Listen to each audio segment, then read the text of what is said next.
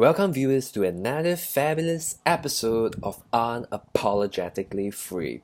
Now, today I'm going to talk about what you should do when you relapse. Now, first off, relapse just simply sucks.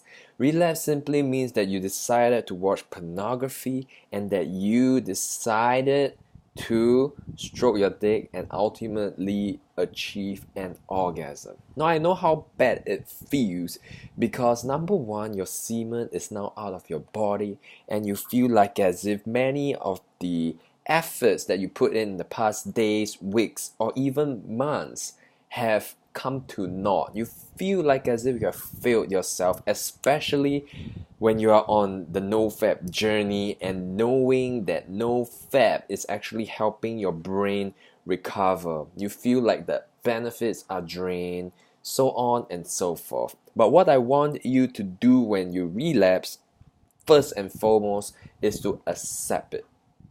Accept that you have relapsed.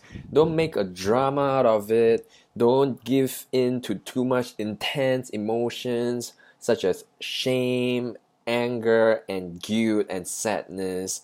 Don't get too condemnational. Don't be too hard on yourself when you relapse, and just simply accept that you have relapsed. But beyond that, the thing is, you don't want to dwell so much on your emotions because you want to make use of this opportunity to make use of your rational mind. Take some time to analyze the series of events that led up to your relapse. What time of the day is it? What triggered you to spiral into relapse? The kind of mood that you experienced before you started on the relapse spiral. Could it be you rationalize in your brain that just a little bit won't hurt? Were you feeling down from or inadequate because of certain social events that happened? Or could it be that because no one is at home and that is why you are in a more precarious situation that made you more susceptible to fapping? Whatever it is, have a journal. Open up a Word document on your laptop and just type down or write down the information that you have about yourself with regards to your no-fap journey. You have already made the mistake, you have already experienced the setback. Now make full use of it. Now, it is my belief, not just in no-fap, that many mistakes can be avoided and many mistakes can be, you won't repeat as many mistakes as you made simply by having an analysis of what happened. Now, your analysis may not always be accurate, but at least you are able to describe the kind of circumstance that you are in before you experience a relapse or before you experience some mess up. And the last thing to do when you relapse is to prepare for the chaser effect.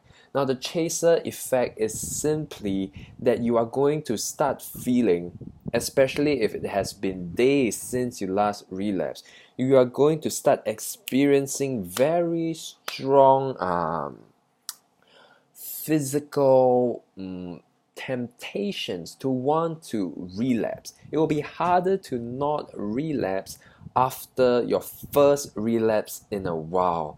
And my suggestion is simply this idea of optimization.